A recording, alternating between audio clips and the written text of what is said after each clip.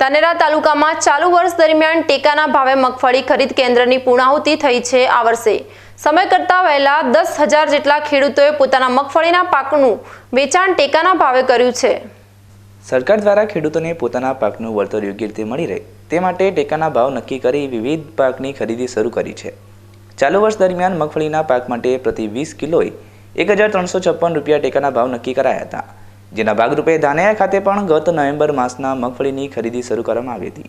ખરીદી દરમિયાન ધાનેરા તાલુકામાંથી 10,000 જેટલા ખેડૂતોએ ટેકાના ભાવે મગફળીનું વેચાણ કર્યું છે, જેમાં 10,12,000 જેટલી મગફળીની બોરીની ખરીદી સરકાર દ્વારા કરવામાં આવી છે। આ રકમ 241 કરોડ રૂપિયા થાય છે।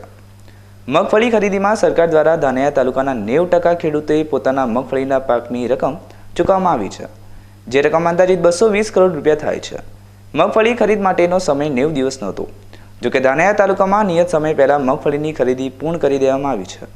ગત વર્ષે મગફળીના પાકના બજાર ભાવ સારા હોવાના કારણે ટેકાના ભાવે માત્ર 2100 બોરીની આવક થઈ હતી, જોકે ચાલુ વર્ષ દરમિયાન બજાર ભાવ કરતાં ટેકાના ભાવ વધુ હોવાના કારણે મોટાભાગના ખેડૂતોએ પોતાના મગફળીના પાકનું વેચાણ ટેકાના ભાવે કર્યું છે।